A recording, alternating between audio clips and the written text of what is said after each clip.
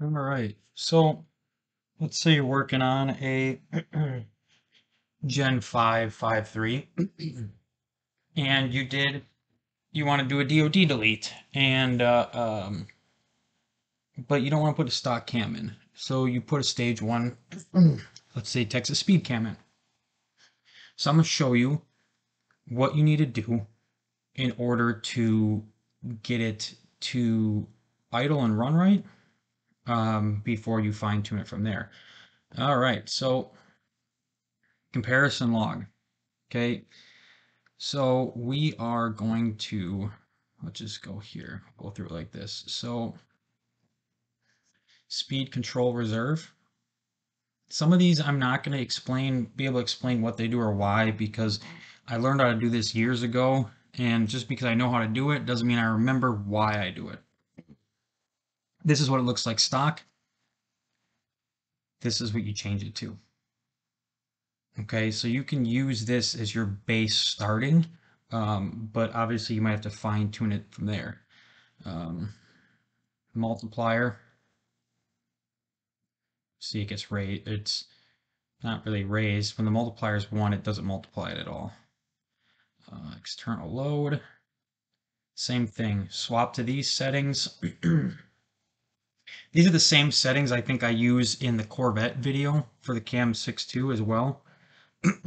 So it's pretty much very similar across the board. Let me take a look here.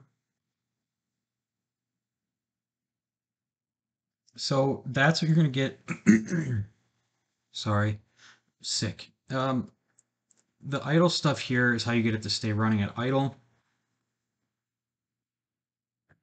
The rest of this is normal tuning stuff. So what you're going to do here is you're going to go to virtual torque.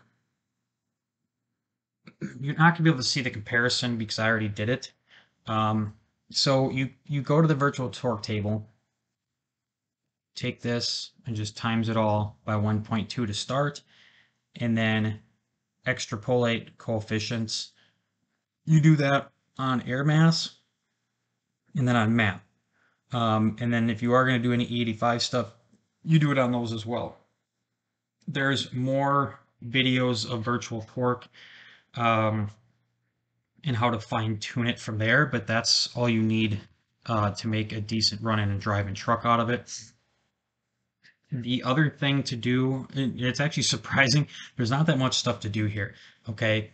But what you're going to find out when you do this cam is that it'll run right, it'll run normal until you go to drive it. When you go to drive it, it has like no power whatsoever, and then you hit the gas and it just sounds like it's drowning. It literally sounds, the exhaust sounds like a person drowning in water, okay? And it falls on its face. And this is why right here.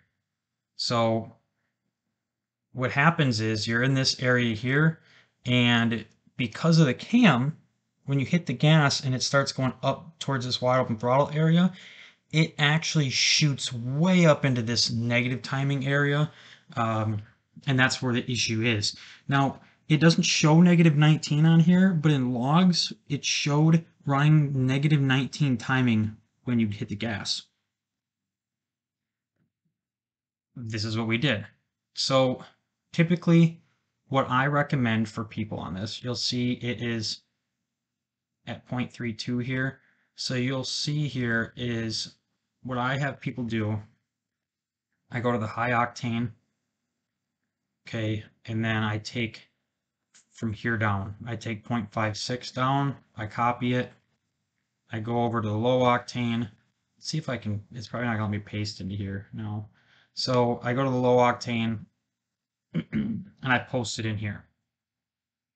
Okay, you can see that, let's take a look here. There's like a one degree difference here.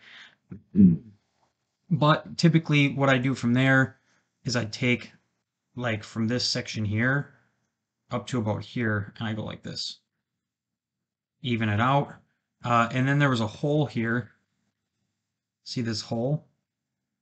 So then I go from here to here. I go like this to fix the hole.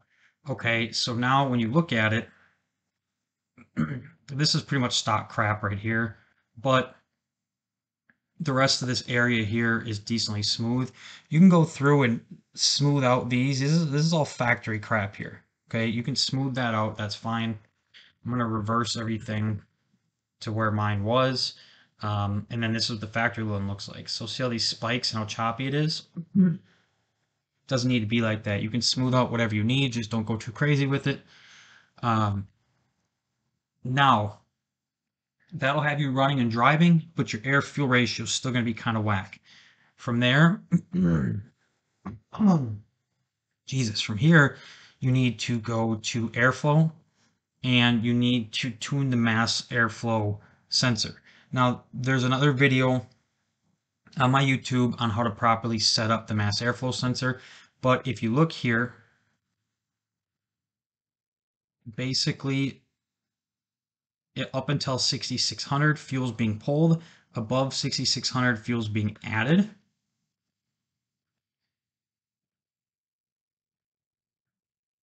Let's see. Same on this one. So on this one, fuel is being pulled all the way till 7,350, and then 7,500 and up, fuel is being added. So this truck here, after these changes, the short-term fuel trims are all within the 3 to 5 range or less. So this technically is good enough for most shops to just send it down the road. But you can keep fine tuning until it's perfect. So like 0 to 3. You know, we have this power enrichment has to do with tuning. Obviously, this lean fuel savings. So lean fuel savings, you need to disable DOD. Then you need to go to engine diagnostics. You need to scroll all the way down here to the bottom, scroll up just a hair, and these here. You need to remove and put no error detected on all cylinder deactivation stuff. If you do not, you will get codes and you will get a weird misfire. Then from there, you need to go in and change the misfire stuff. Now, this is going to be like this is factory, this is now. Technically, the customer asked to raise this. I would have only zeroed it out to maybe 8 or 900. So by maxing this out, it can't read a misfire under this RPM. I normally would go like this. And you need to do this to all these tables because then otherwise you're going to get random misfire codes, errors, whatever. This is what I would make it look like. But like I said, this is actually super simple, and this is actually basically beginner tuning, in my opinion, when it comes to hptuners, when it comes to the Silverado and things like that. The hardest part about this is these idle settings, because if you have no idea what you're doing, you're going to have no idea that you need to change this stuff at all. And I'm sorry that I don't have a description on why we do certain things, because in reality, based on this, so we have this idle speed control reserve. Let's see here. Desired torque reserve for idle speed control mode. So this has to do with the amount of torque that it's reserving to idle properly. So you would think that by me lowering these numbers, it would idle worse, and it doesn't work like that. So I wish I could give you a better explanation why, and it might have something to do with this external load. But if you run these, your car will run and idle properly once it's fully tuned. We've done this on Corvettes with cams and things like that. I haven't gone too far to the Gen 5 tuning other than small cams. So again, these are designed to be beginner videos to help everybody get their car to a point where it's a lot more simple or simplified, because your car is running and driving. From there, it's all fine tuning. So that's what this is designed for. So I hope this helps. But this customer is extremely happy with the truck, with how it sits like this. And we may fine tune it more, but this is a good start.